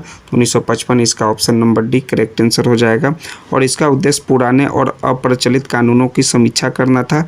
तब 1955 से अब तक 22 विधि आयोग जो है गठित किए जा चुके हैं। कितने 22, जिनमें प्रत्येक का कार्यकाल 3 वर्ष का था और जिनके अलग अलग संदर्भित विषय थे। वर्तमान में 23वें विधि आयोग के अध्यक्ष जो हैं वो दिनेश महेश्वरी हैं। ये आप याद रखिएगा, विधि आयोग जो है 22 गठित किया गया है और 23वां जो है वर्तमान में विधि आयोग उसके अध्यक्ष दिनेश महेश्वरी हैं। कुछ इससे रिलेटेड इंपॉर्टेंट फैक्ट्स था। 86 नंबर का प्रश्न देखिए कि भारतीय संविधान का कौन सा अनुच्छेद यह प्रावधान करता है कि संविधान से पहले बने कानून तब तक लागू रहेंगे जब तक कि उन्हें निरसित या संशोधित न किया जाए। ठीक है, तो वो है अनुच्छेद 372, यह निर्दिष्ट करता है, ठीक है, यह प्रावधान करता है। सो ऑप्शन नंबर इसका सी करेक्ट आंसर हो जाएगा 86 नंबर के प्रश्न का। अनुच्छेद 372 के अनुसार संविधान के लागू होने से पहले के सभी प्रचलित कानून तब तक लागू रहेंगे जब तक उन्हें संसद या अन्य सक्षम विधायिका द्वारा संशोधित या निरस्त नहीं किया जाता है। नेक्स्ट है 87 नंबर का प्रश्न कि निम्नलिखित में से कौन सा कथन विधि आयोग के कार्यों के संदर्भ में सही है, वो आपको बताना है। तो पहला है आपका कि यह विदेशी देशों द्वारा भेजे गए अनुसंधान अनुरोधों पर विचार कर सकता है यदि उन्हें भारत सरकार द्वारा संदर्भित किया गया हो। तो विधि आयोग के कार्य का यह जो संदर्भ में पहला कथन सही है। यह कानून और न्यायिक प्रशासन से संबंधित मामलों पर सरकार को राय देता है पर केवल तब तक उसे संसद द्वारा प्रस्तावित किया गया हो। तो यह जो है आपका कथन जो है वो गलत है, ठीक है। दूसरा के बाद तीसरा है कि इसका कार्य गरीबों की कानूनी सहायता के लिए कानूनों की सरल और सुलभ बनाना भी होता है विधि आयोग का कार्य। तो ये तीसरा कथन सही है, तो पहला और तीसरा सही होगा, दूसरा कथन जो है वो आपका गलत है। तो इस प्रकार से आपका जो है कौन सा ऑप्शन सही है, ऑप्शन नंबर सी इसका राइट आंसर हो जाएगा। केवल 1 और 3 सही हैं। ठीक है, नेक्स्ट है उसके बाद ये देखिए 88 नंबर का प्रश्न, एक व्यक्ति एक वोट सिद्धांत के संदर्भ में परिसीमन का उद्देश्य क्या है। तो इसके संदर्भ में परिसीमन का उद्देश्य है कि सभी निर्वाचन क्षेत्रों में समान जनसंख्या सुनिश्चित करना। एक व्यक्ति एक वोट सिद्धांत के संदर्भ में, सो ऑप्शन नंबर बी 88 का करेक्ट आंसर हो जाएगा। 89 है कि भारत का परिसीमन आयोग किस प्रकार का निकाय है। तो यह जो है आपका वैधानिक निकाय है, ऑप्शन नंबर सी इसका करेक्ट आंसर होगा 89 नंबर के प्रश्न का। भारत का परिसीमन आयोग संविधान में वर्णित नहीं है, बल्कि इसकी स्थापना संसद द्वारा बनाए गए डिलिमिटेशन एक्ट के तहत होती है, इसलिए एक वैधानिक निकाय है। सो ऑप्शन नंबर आपका सी इसका राइट आंसर हो जाएगा। अब तक भारत में परिसीमन आयोग कितनी बार गठित किया जा चुका है। तो अब तक जो है भारत में टोटल 4 बार गठित किया जा चुका है। सो 4 बार, सो ऑप्शन नंबर 20 का करेक्ट आंसर हो जाएगा। और जान लीजिए कि 4 बार वो जो है परिसीमन आयोग कब कब गठित हुआ है। पहला जो हुआ है वो 1952 में हुआ है, दूसरा गठित हुआ है आपका 1963 में हुआ है, तीसरा कब गठित हुआ है 1973 में, और चौथा जो है वो 2002 में परिसीमन आयोग का गठन हुआ है। तो यह 4 बार जो है गठन हो चुका है अब तक भारत में परिसीमन आयोग का। और प्रत्येक का उद्देश्य जो जनगणना के अनुसार चुनावी क्षेत्रों की सीमाओं का पुनर्निर्धारण करना रहता है। ठीक है, इस प्रकार से 20 का राइट आंसर होगा। 91 है कि भारत का चुनाव आयोग किस मंत्रालय के अंतर्गत आता है। तो भारत का चुनाव आयोग जो है एक स्वतंत्र संवैधानिक निकाय है, यह किसी भी मंत्रालय के अंतर्गत नहीं आता है। So option number C 91 number का करेक्ट आंसर हो जाएगा। और यह जो है संविधान के अनुच्छेद 324 में वर्णित है कि अंतर्गत जो है स्थापित यह एक स्वतंत्र संवैधानिक निकाय होगा, यह किसी मंत्रालय के अधीन नहीं आएगा। यह अनुच्छेद 324 में वर्णित किया हुआ है संविधान में। 92 नंबर का प्रश्न है कि निम्नलिखित में से कौन सा आयोग कार्मिक मंत्रालय के अंतर्गत नहीं आता है। तो वह है राष्ट्रीय मानव अधिकार आयोग जो है वो कार्मिक मंत्रालय के अंतर्गत जो है वो नहीं आता है। सो ऑप्शन नंबर डी 92 का करेक्ट आंसर हो जाएगा। 93 नंबर का प्रश्न देखिए क्या है कि 97वें संविधान संशोधन अधिनियम के तहत संविधान के किस भाग में सहकारी समितियों के लिए नया भाग जोड़ा गया है। तो वो जोड़ा गया है भाग 9 के बी में। ठीक है, 97वें संविधान संशोधन अधिनियम के तहत संविधान के भाग 9 के बी में सहकारी समितियों के लिए नया भाग जोड़ दिया गया है। 94 नंबर है कि भारतीय संविधान के भाग 9 के बी के अनुसार किसी सहकारी समिति के निदेशक मंडल यानी बोर्ड ऑफ डायरेक्टर में अधिकतम कितने सदस्य हो सकते हैं। तो अधिकतम जो है कुल 21 सदस्य हो सकते हैं। तो यानी ऑप्शन नंबर आपका सी करेक्ट आंसर हो जाएगा। यह सीमा जो है लोकतांत्रिक और कुशल संचालन सुनिश्चित करने के लिए निर्धारित की गई है। 21 इसका राइट आंसर है। नेक्स्ट है 94 के बाद 95, सहकारी समितियों के अंकेक्षण से संबंधित अंकेक्षण या अंकेक्षण के फर्मों की न्यूनतम योग्यता कौन निर्धारित करेगा। ठीक है, अंकेक्षण से संबंधित अंकेक्षकों या अंकेक्षण फर्मों की न्यूनतम योग्यता वो निर्धारित करता है राज्य विधानमंडल। सो ऑप्शन नंबर बी इसका राइट आंसर हो जाएगा। नेक्स्ट है 96 नंबर के भारतीय संविधान के अनुसार सहकारी समितियों की परिभाषा किस अनुच्छेद में दिया गया है। तो यह जो है अनुच्छेद 243 के ZH में दिया गया है। सो ऑप्शन नंबर डी इसका करेक्ट आंसर हो जाएगा। अनुच्छेद जो है 243 का ZH सहकारी समितियों की परिभाषा से संबंधित है, जो 9 के बी खंड के अंतर्गत आता है। 96 के बाद 97 नंबर का प्रश्न देखिए सेट नंबर आपका 6 का, राजभाषा अधिनियम 1963 के अनुसार अंग्रेजी भाषा का प्रयोग केंद्र सरकार के कामकाज में कब तक जारी रहेगा। तो यह जारी रहेगा दोस्तों अनिश्चित काल तक। ठीक है, यानी ऑप्शन नंबर सी इसका करेक्ट आंसर होगा 97 नंबर का। राजभाषा अधिनियम 1963 जो 1965 से लागू हुआ, उसके अनुसार केंद्र सरकार के कार्यों में अंग्रेजी भाषा का प्रयोग समय सीमा के बिना जारी रह सकता है। इसमें अंग्रेजी के प्रयोग की कोई समाप्ति तिथि निर्धारित नहीं की गई है। तो अनिश्चित काल इसका राइट आंसर होगा। 98 नंबर का प्रश्न देखिए कि संविधान के अनुसार निम्न में से कौन से कार्य अनिवार्यतः यानी अंग्रेजी भाषा में होंगे जब तक संसद अथवा अन्यथा व्यवस्था न करे। ठीक है, तो संविधान के अनुसार जो कौन से कार्य निर्वाता अंग्रेजी भाषा में होंगे वो कार्य है आपका कौन कौन सा। पहला है उच्चतम न्यायालय की कार्यवाही, दूसरा है आपका कि संसद उच्च न्यायालय की कार्यवाही, और तीसरा है जो केंद्र सरकार के आदेशों का आधिकारिक पाठ। यह जो है अनिवार्यतः अंग्रेजी भाषा में होंगे। और संसद में प्रस्तुत विधेयक जो है ये अनिवार्य नहीं है कि अंग्रेजी भाषा में ही होंगे। इस प्रकार से केवल 1, 2 और 4 राइट आंसर होगा 98 नंबर के प्रश्न का। 99 नंबर है कि निम्न में कौन सी भाषाएं 92वें संविधान संशोधन 2003 के माध्यम से 8वीं अनुसूची में जोड़ी गई है। तो जो है टोटल जो है 4 भाषा है। पहला आपका मैथिली है, दूसरा डोंगरी है, तीसरा आपका संथाली है और चौथा आपका बोडो है। तो ये चारों जो है वो भाषा दिया गया है ऑप्शन नंबर बी में 99 का, तो राइट आंसर होगा। नेक्स्ट है आपका समर्पण सीरीज का सेट नंबर 6 का 100वां प्रश्न कि भारत में निर्वाचन से संबंधित विवादों का निर्णय किसके अधिकार क्षेत्र में आता है। तो यह दोस्तों आता है आपके उच्च न्यायालय और उच्चतम न्यायालय के अधिकार क्षेत्र में। ऑप्शन नंबर बी 100 नंबर का करेक्ट आंसर हो जाएगा। नेक्स्ट है 101 नंबर का प्रश्न कि बलवंत राय मेहता समिति की सिफारिश के अनुरूप बिहार में त्रिस्तरीय व्यवस्था कब से कार्यरत हुआ। तो वो हुआ 2001 से कार्यरत हुआ। सो ऑप्शन नंबर सी 101 का करेक्ट आंसर होगा। 102 नंबर का प्रश्न देखिए कि निम्नलिखित में से कौन सा कथन बिहार पंचायत राज अधिनियम 2006 के प्रावधानों के संबंध में सही है। तो पहला है कि महिलाओं के लिए सभी स्तरों पर 50% आरक्षण है। तो ये आपका कथन जो है वो सही है। अनुसूचित जाति और अनुसूचित जनजाति को उनकी जनसंख्या के अनुपातों में आरक्षण प्राप्त है। तो ये भी आपका जो है बिहार पंचायत राज अधिनियम से रिलेटेड सही कथन है। तीसरा है कि पिछड़े वर्ग को सभी स्तरों पर 25% आरक्षण प्राप्त है। यह जो है आपका पिछड़े वर्गों को सभी स्तरों पर जो 25% आरक्षण नहीं दोस्तों, वह 20% आरक्षण होगा। सो ये तीसरा कथन गलत है। सो केवल 1 और 2 जो है वो सही कथन है। So option number A 102 number का करेक्ट आंसर हो जाएगा। और पंचायती राज के 3 स्तर क्या हैं? पहला ग्राम पंचायत है, दूसरा पंचायत समिति है और तीसरा जो है जिला परिषद है। ठीक है, त्रिस्तरीय सरकार में। 103 है कि ग्राम सभा का कोरम यानी कि गणपूर्ति कुल सदस्यों का होता है। तो गणपूर्ति जो है कुल 1/20 सदस्यों का होता है। सो ऑप्शन नंबर सी इसका करेक्ट आंसर होगा 103 का। 104 है आपका कि बिहार पंचायत राज अधिनियम 2006 के अनुसार ग्राम पंचायत का गठन कितनी जनसंख्या पर किया जाता है। तो वह 7000 की जनसंख्या पर ग्राम पंचायत का गठन किया जाता है बिहार पंचायत राज अधिनियम 2006 के अनुसार। ऑप्शन नंबर सी इसका करेक्ट आंसर हो जाएगा। विश्लेषण देखिए कि अधिनियम के अनुसार निर्वाचित मुखिया, उप मुखिया और वार्ड सदस्यों को मिलाकर 7000 की जनसंख्या पर एक ग्राम पंचायत का गठन होता है और ग्राम पंचायत का कार्यकाल 5 वर्षों का होता है और ग्राम पंचायत का चुनाव उसके विघटन के 6 मार्च के अंदर पूरा कर लिया जाएगा। यह प्रावधान दिया हुआ है संविधान में। ऑप्शन नंबर सी 104 का करेक्ट आंसर है। 105 नंबर का प्रश्न देखिए क्या होगा। इन निम्नलिखित में से कौन सा कथन बिहार पंचायत राज अधिनियम 2006 के अनुसार सही है। तो पहला है आपका कि ग्राम पंचायत का कार्यकाल 5 वर्ष का होता है, जैसा कि हमने बताया। तो यह कथन सही है।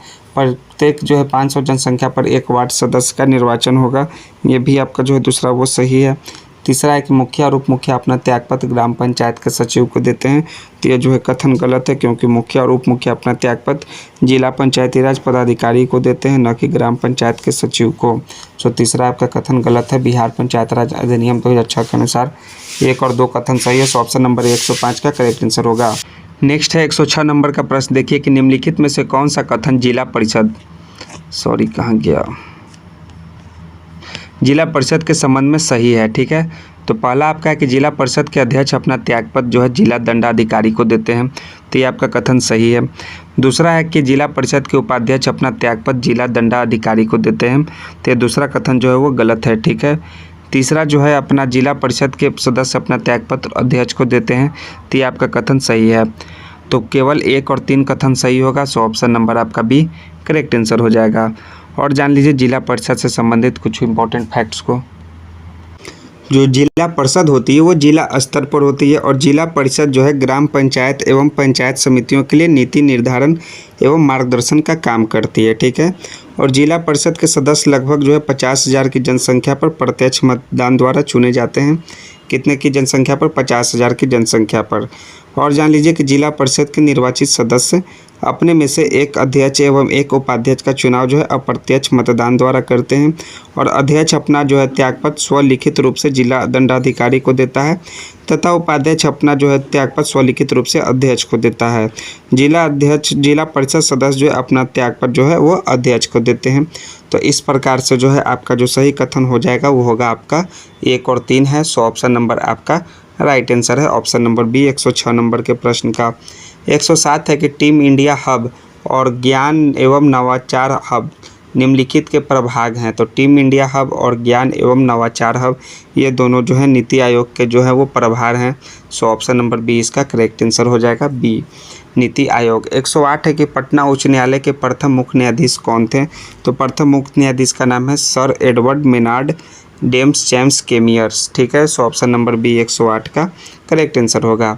109 नंबर है कि पटना उच्च न्यायालय में वर्तमान में मुख्य न्यायाधीश सहित कुल कितने अस्थायी एवं अतिरिक्त न्यायाधीश हैं? तो कुल जो है आपके 29 आपके जो है अस्थायी हैं, प्लस जो है 14 जो है अतिरिक्त न्यायाधीश हैं। सो ऑप्शन नंबर आपका जो है बी करेक्ट आंसर हो जाएगा। नेक्स्ट है 110 नंबर के राज्य सरकार में प्रशासनिक दृष्टि से सर्वोच्च अधिकारी कौन होता है? तो वो होते हैं मुख्य सचिव। मुख्य सचिव जो है राज्य सरकार में प्रशासनिक दृष्टि से सर्वोच्च अधिकारी होता है। सो ऑप्शन नंबर सी इसका राइट आंसर होगा। 111 है कि किस राज्य सरकार ने जनवरी 2025 से दिसंबर 2027 तक भारतीय राष्ट्रीय खो खो टीम के लिए 15 करोड़ रुपए की परियोजना की घोषणा किया है? तो उस राज्य सरकार का नाम है ओडिशा।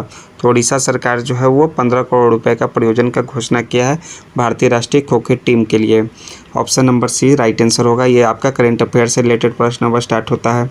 112 है कि किस राज्य ने सर्वे ऑफ विलेज आबादी and mapping with improvised technology in village areas यानी कि SVAMITV स्वामित्वा, ठीक है, इसका फुल फॉर्म स्वामित्वा है, योजना के तहत संपत्ति कार्ड वितरित करने का जो है करने वाला पूर्वोत्तर भारत का पहला राज्य बन गया है। तो वो जो है आपका पहला राज्य कौन सा बना है? वो है मिजोरम। ठीक है, मिजोरम जो है स्वामित्वा योजना के तहत संपत्ति कार्ड वितरित करने वाला पूर्वोत्तर भारत का पहला राज्य बन गया। ऑप्शन नंबर बी 112 का करेक्ट आंसर हो जाएगा। नेक्स्ट है 113 नंबर का प्रश्न कि जनवरी 2025 तक भारत का मेट्रो रेल नेटवर्क के संबंध में निम्नलिखित कथनों पर विचार करें और सत्य कथन का चयन करें। पहला आपका कथन है कि भारत दुनिया का चौथा सबसे बड़ा मेट्रो नेटवर्क बन गया है। तो यह जो है आपका जो कथन सही नहीं है। भारत में मेट्रो का परिचालन जो है आपका 1986 में कलकत्ता से हुआ था। तो भारत में जो मेट्रो का परिचालन जो है 1984 से कलकत्ता में हुआ था। तो आपका यह भी स्टेटमेंट फॉल्स है। वर्तमान में भारत का मेट्रो रेल नेटवर्क 1000 किलोमीटर से अधिक हो चुका है। तो यह जो है सही कथन है कि वर्तमान में मेट्रो रेल नेटवर्क जो है 1000 किलोमीटर से अधिक हो चुका है। तो आपका जो है ऑप्शन नंबर केवल 3 जो है सही होगा। और जान लीजिए कि भारत जो है दुनिया का चौथा सबसे बड़ा नहीं, भारत जो है दुनिया का तीसरा सबसे बड़ा जो है रेल नेटवर्क वाला बन गया है। इस कारण जो है ये आपका पहला स्टेटमेंट फॉल्स है। सो ऑप्शन नंबर सी इसका राइट आंसर है। नेक्स्ट है कि भारत में नागरिकता संशोधन अधिनियम यानी कि CAA के तहत पहला नागरिकता प्राप्त प्रमाण जो है पत्र किसने जारी किया?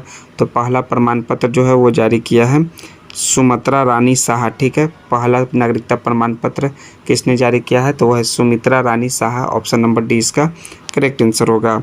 नेक्स्ट है कि पूर्वांचल भोजपुरी महासभा के संस्थापक एवं अध्यक्ष अशोक श्रीवास्तव का 31 दिसंबर 2024 को देहांत हो गया। वे बिहार में किस जिले से संबंधित हैं? तो बिहार के गोपालगंज जिले से संबंधित हैं। सो ऑप्शन नंबर बी इसका बिहार रिलेटेड जीके का राइट आंसर है 115 का। 116 नंबर है कि जम्मू कश्मीर और लद्दाख, ठीक है, थ्रू द एजेंट्स नामक पुस्तक का विमोचन किसके द्वारा किया गया? तो यह पुस्तक का विमोचन जो है अमित शाह जी के द्वारा किया गया है। सो ऑप्शन नंबर इसका डी राइट आंसर हो जाएगा। 117 है कि ग्लोबल फायर पावर इंडेक्स 2025 से संबंधित निम्नलिखित कथनों पर विचार करें और असत्य कथन यानी कि फॉल्स स्टेटमेंट कौन सा है? तो पहला है आपका कि प्रथम तथा द्वितीय स्थान पर क्रमशः USA और रूस है। तो ये आपका स्टेटमेंट सही है। तो ये आपका पहला तो होगा नहीं गलत कथन। तृतीय और चौथे स्थान पर जो है चीन और भारत है। तो ग्लोबल फायर इंडेक्स 2025 से संबंधित सभी कथन जो है सत्य हैं। ठीक है, तो ये आपका जो है दोनों कथन सत्य हो जाएंगे। तो ना ही एक सही है ना ही दो सही है। ऑप्शन नंबर डी इसका राइट आंसर है। असत्य कथन का इसमें चयन करना था, तो ना ही एक होगा ना ही दो होगा। दोनों कथन जो है वो सत्य ही है, क्या है, ट्रू है दोनों स्टेटमेंट। इस कारण से ऑप्शन डी इसका राइट आंसर। ध्यानपूर्वक यहाँ प्रश्न पढ़िएगा, यहाँ असत्य कथन का पूछ रहा है। 118 है कि भारत के पहले AI विश्वविद्यालय के संबंध में निम्नलिखित कथनों पर विचार कीजिए और कौन सा जो है कथन असत्य है। फिर यहाँ देखिए पूछ रहा है असत्य कथन AI विश्वविद्यालय के संबंध में, तो असत्य कथन पर विचार करना है कि कौन सा वो है, आपको चयन करना है। तो पहला है कि तमिलनाडु AI शिक्षा अनुसंधान और नवाचार को आगे बढ़ाने के लिए भारत का पहला जो है AI विश्वविद्यालय स्थापित करेगा। तो ये जो है आपका जो है ये फॉल्स स्टेटमेंट है। ठीक है, तमिलनाडु को भारत का पहला AI विश्वविद्यालय स्थापित करने वाला राज्य बताया गया है। यह कथन जो है असत्य है। ठीक है, यह जो है महाराष्ट्र में किया जा रहा है, न कि तमिलनाडु में।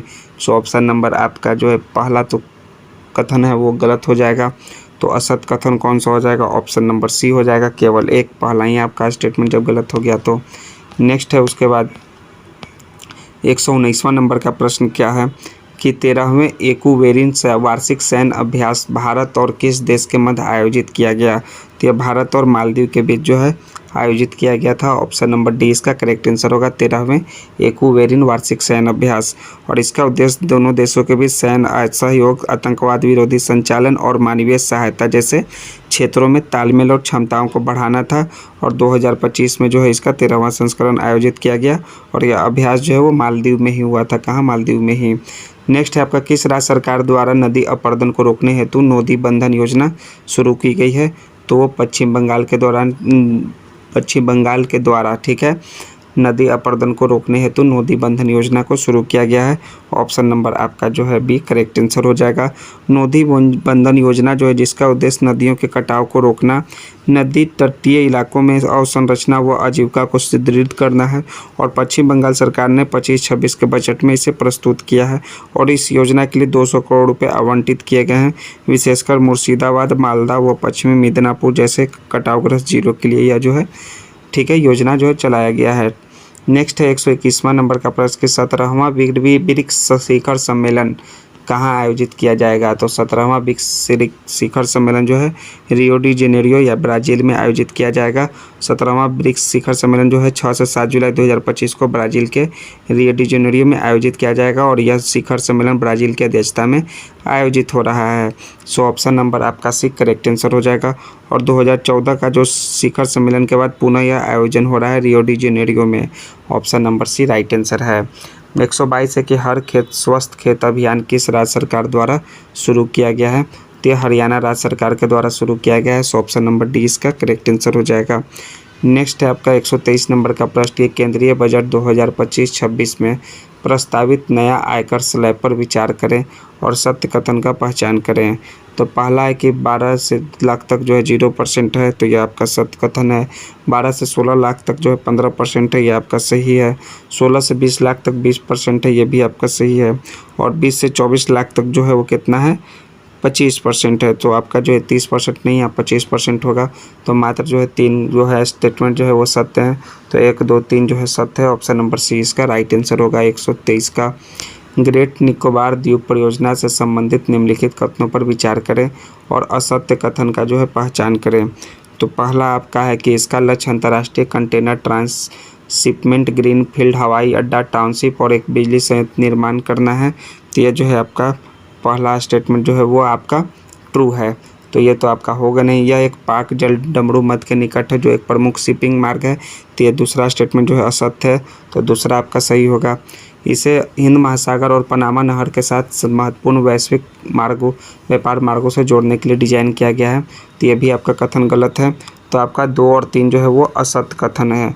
तो 2 और 3 असत्य कथन है, यानी ऑप्शन नंबर बी इसका करेक्ट आंसर है। यह जो है पाक जल डमरू मध्य के बीच नहीं, यह जो है आपका मलक्का जल डमरू मध्य, कौन सा मलक्का जल डमरू मध्य के निकट स्थित है। यह एक प्रमुख शिपिंग मार्ग है और इसे हिंद महासागर और सुएज नहर के साथ महत्वपूर्ण वैश्विक व्यापार मार्गों से जोड़ने के लिए डिज़ाइन किया गया है। किसके साथ? हिंद महासागर और सुएज नहर, ना कि पनामा नहर। इस कारण से दोनों कथन गलत है आपका 2 और 3।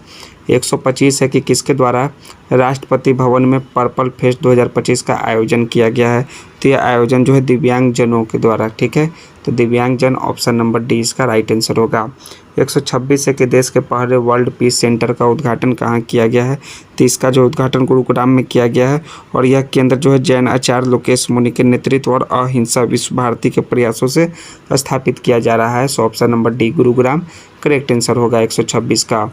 127 नंबर का प्रश्न है, किस देश के महिलाओं ने लेट्स स्टडी नामक अभियान शुरू किया है। तो लेट्स स्टडी नामक अभियान जो है अफगानिस्तान देश की महिलाओं ने शुरू किया है। सो ऑप्शन नंबर सी इसका करेक्ट आंसर होगा। और अफगानिस्तान में 4 साल तक लड़कियों की शिक्षा पर रोक रहने के बाद वहां की महिला कार्यकर्ताओं ने लेट्स स्टडी नामक अभियान शुरू किया है और इस पहल का उद्देश्य तालिबान के कठोर नियमों को चुनौती देना और अफगान लड़कियों को शिक्षा को बढ़ावा देना है। इस कारण ऑप्शन सी इसका राइट आंसर होगा। 128 है कि केंद्रीय आर्थिक समीक्षा 2024-25 के अनुसार बिहार में महिला श्रम बल भागीदारी बढ़कर कितनी हो गई है। तो यह जो है आपका 20% हो गई है महिला श्रम भागीदारी। सो ऑप्शन नंबर आपका डी राइट आंसर हो जाएगा। 129 है कि आरबीआई की प्रेषण सर्वेक्षण 2023-24 के अनुसार 24 में भारत को कितना प्रेषण यानी कि रेमिटेंस प्राप्त हुआ है, तो जो है आपका 129.1 बिलियन डॉलर जो है वो रेमिटेंस प्राप्त हुआ है। So option number correct answer हो जाएगा बी। और आरबीआई के छठे प्रेषण सर्वेक्षण में जो है कितना प्राप्त हुआ था दोस्तों, वो आप बताइए। 2023-24 में अनुमान लगाया गया था कि वर्ष में जो है आपका 118.7 बिलियन प्राप्त हुआ, और वर्ष जो है 24 में 129 बिलियन का धन प्रेषण प्राप्त करके दुनिया का शीर्ष प्रेषण प्राप्तकर्ता बन गया। ठीक है, सो ऑप्शन नंबर 1 इसका करेक्ट आंसर होगा। भारत का पूर्ण डिजिटल साक्षरता हासिल करने वाला पहला राज्य कौन बना, तो है केरल। भारत का पहला पूर्ण डिजिटल साक्षरता हासिल करने वाला राज्य बन गया है। सो ऑप्शन नंबर सी इसका करेक्ट आंसर होगा। और जान लीजिए केरल से संबंधित कुछ है कि डीजी केरला पहल के अंतर्गत केरल ने लगभग 21 लाख डिजिटल रूप से अशिक्षित नागरिकों को बुनियादी डिजिटल कौशल जैसे कॉल करना, इंटरनेट बैंकिंग, सोशल मीडिया, सरकारी सेवाओं का उपयोग करना इत्यादि सिखाया, जिससे यह राज्य भारत का पहला पूर्ण डिजिटल साक्षर राज्य बन गया है। इस पहल के तहत जो है 14 से 60 वर्ष के आयु के लगभग 99% व्यक्तियों को प्रशिक्षण देकर डिजिटल साक्षरता को सुनिश्चित की गई है। नेक्स्ट है आपका 30 के बाद 31 नंबर की दुनिया के सबसे ऊंचे रेलवे आर्च ब्रिज से संबंधित निम्न कथनों पर विचार करें और असत्य कथन का पहचान करें। तो यह ब्रिज जो है जम्मू कश्मीर के रियासी जिले के वकाल गांव नदी तट से 459 मीटर ऊंचाई पर है। तो यह ब्रिज जो है आपका 359 मीटर की ऊंचाई पर है। तो यह आपका पहला स्टेटमेंट जो है वो फॉल्स है। यह पुल 2 किलोमीटर लंबा है, तो जी नहीं दोस्तों, यह पुल जो है 1.31 किलोमीटर लंबा है। तो यह भी आपका स्टेटमेंट फॉल्स है। सो दोनों कथन जो है वो असत्य है। सो ऑप्शन नंबर सी इसका 131 का राइट आंसर होगा। 132 है कि ब्राज़ील में हो रहे विश्व मुक्केबाजी कप में पुरुषों के 70 किलोग्राम वर्ग में किस भारतीय मुक्केबाज ने स्वर्ण पदक जीता है, तो भारतीय मुक्केबाज का नाम है हितेश गुलिया, जिसने स्वर्ण पदक जीता है 70 केजी में। सो ऑप्शन नंबर आपका बी करेक्ट आंसर हो जाएगा।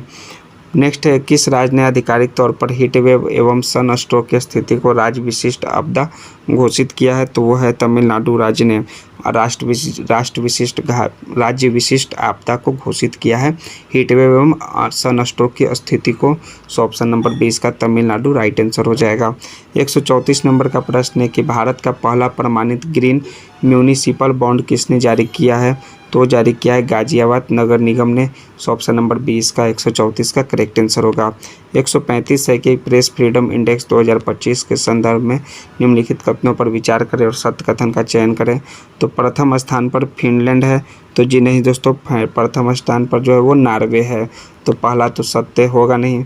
भारत का स्थान 161वां है 180 देशों में, तो भारत का स्थान जो है 191वां है प्रेस फ्रीडम इंडेक्स में। तो दूसरा भी सही कथन नहीं है। अफगानिस्तान सबसे निचले पायदान पर है, तो अफगानिस्तान जो नहीं, इरिट्रिया जो है सबसे निचले पायदान पर है। तो तीसरा भी आपका फॉल्स है। तो इनमें से कोई नहीं जो है सत्य कथन है। ऑप्शन नंबर डी 135 का राइट आंसर होगा। 136 नंबर का प्रश्न है कि भारत का पहला AI संचालित real time forest alert system launch करने वाला प्रथम राज्य कौन है, तो वह है Madhya Pradesh. Option number A इसका 136 का करेक्ट आंसर होगा। 137 है कि किस राज्य सरकार ने 2025 के बजट में भविष्य विभाग की स्थापना करने वाला पहला राज्य बन गया है, तो वो बन गया है हरियाणा राज्य। सो ऑप्शन नंबर डी 137 का राइट आंसर होगा। 138 नंबर का प्रश्न है कि प्रथम खेलो इंडिया गेम्स से संबंधित कथनों पर विचार कीजिए। ठीक है, पहला है आपका कि इसका उद्घाटन 19 मई 2025 को दीव के धोगला बीच एवं समापन दीव के INS खोखरी मेमोरियल में आयोजित किया गया। ठीक है, धोगला बीच पर एवं समापन जो है दीव के INS खोखरी मेमोरियल में आयोजित किया गया था। तो ये आपका जो है प्रथम खेलो इंडिया बीच गेम से संबंधित पहला कथन सही है। इसका शुभंकर पर्ल डॉल्फिन थी, ये भी सही है। 5 स्वर्ण 6 रजत 3 कांस्य के साथ हरियाणा शीर्ष पर रहा। तो जी नहीं दोस्तों, इससे संबंधित कथन जो है तीसरा फॉल्स है। ठीक है, तो यह सत्य कथन है, असत्य है, क्योंकि मणिपुर ने जो है 5 स्वर्ण 6 रजत और 3 कांस्य पदकों के साथ पदक तालिका पर शीर्ष स्थान किया था, ना कि हरियाणा ने जो है वो शीर्ष स्थान पर रहा था। तो यहाँ पे मणिपुर जो है 5 स्वर्ण 6 रजत और कितने 3 कांस्य के साथ मणिपुर फर्स्ट पर हो गया। इस कारण तीसरा आपका फॉल्स है, पहला और दूसरा कथन सत्य है। सो ऑप्शन नंबर ए 138 का राइट आंसर हो जाएगा। 139 है कि किस देश ने दुनिया की पहली राष्ट्रीय स्तरीय क्रिप्टो पर्यटन भुगतान प्रणाली शुरुआत किया है, तो है भूटान देश ने इस प्रणाली का शुरुआत किया है। सो ऑप्शन नंबर बी 139 का करेक्ट आंसर होगा।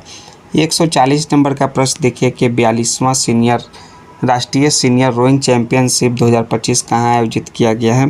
तो इसका आयोजन जो है भोपाल मध्य प्रदेश में किया गया है। 42वां राष्ट्रीय सीनियर रोइंग चैंपियनशिप का आयोजन। सो ऑप्शन नंबर बी 140 का करेक्ट आंसर हो जाएगा। तो टेस्ट सीरीज नंबर 6 का जो है आपका 140 प्रश्न पूरे जो है समाप्त हुए। अब जो है आपका 141 नंबर से लेकर पूरे 150 प्रश्नों तक जो है आपके मैथ और रीजनिंग से संबंधित जो है टोटल 10 प्रश्न होंगे। तो उसको जो है आपको घर बैठ के आराम से वीडियो को पॉज करके सॉल्व करना है, या फिर आपको पीडीएफ जो है वीडियो के डिस्क्रिप्शन में टेलीग्राम का लिंक दिया हुआ है, वहाँ से आप टेस्ट सीरीज नंबर 6 को प्राप्त कर सकते हैं और बना सकते हैं मैथ और रीजनिंग के प्रश्न। और साथ में आंसर भी आप मिलान कर लीजिएगा कि आपका आंसर सही हुआ है गलत हुआ है।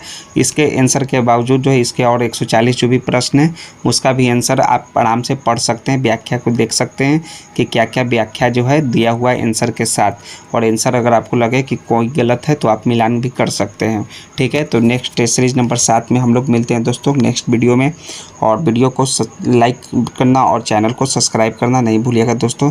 ज़रूर से ज़रूर चैनल को सब्सक्राइब कर दीजिएगा, क्योंकि यह एग्जाम पॉइंट ऑफ व्यू से टेस्ट सीरीज आपका जो है एडुटेरिया का समर्पण सीरीज काफ़ी इंपॉर्टेंट है। जय हिंद दोस्तों, थैंक्स दोस्तों।